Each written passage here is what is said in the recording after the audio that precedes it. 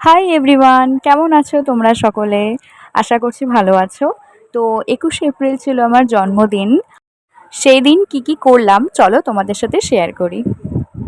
প্রত্যেক বছর তো সেই ঘরে কেক কেটেই সেলিব্রেট করা হয় পরিবারের সাথে। তো এবারে আমরা ভাবলাম যে কিছু নতুন করা যাক। আর আমাদের এমনি অনেক দিনের ইচ্ছা ছিল যে ব্যান্ডেল যাওয়ার।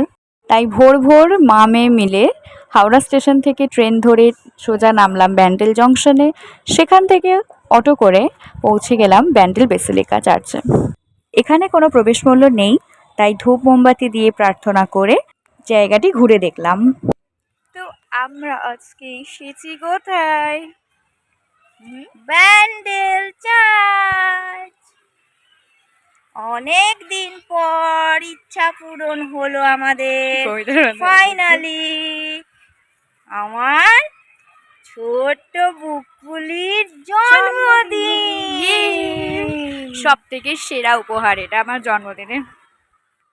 একদমই তাই, নানা কারণে এখানে আসা হয়নি, তাই এবারে মন স্থির করে চলে এলাম।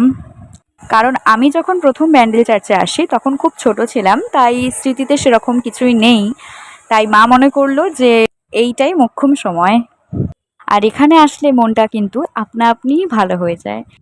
সব থেকে বড় কথা হচ্ছে তার ইচ্ছাতেই আমাদের এখানে আসা। আর প্রত্যেক বছরই তো আর সমান হয় না, তাই এবারটা একটু অন্যরকম নয় হলো। পরের বছর জানি না কীরকম হবে। আর ওই যে দেখছো চার্চের ঢোকার মুখেই মাদার মেরির কোলে ছোট্ট যিশু বাবা।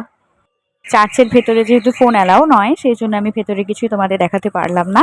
তারপর চার্চ থেকে ঘুরে বেরিয়ে আমরা বাইরে ঘুরলাম একটু। ভীষণ রোদ্দুর ছিল, তোমরা যেমন কি দেখতেই পাচ্ছ। তারপর মা কয়েকটা আমাকে ছবি ভিডিও তুলে দিল।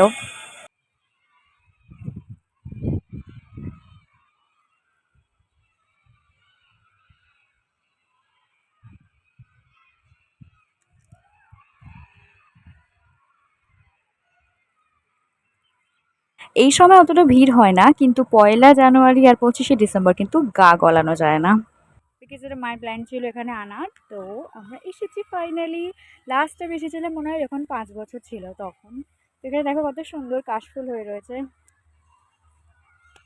চাই না কাশফুল অন্য কিছু, যাই হোক।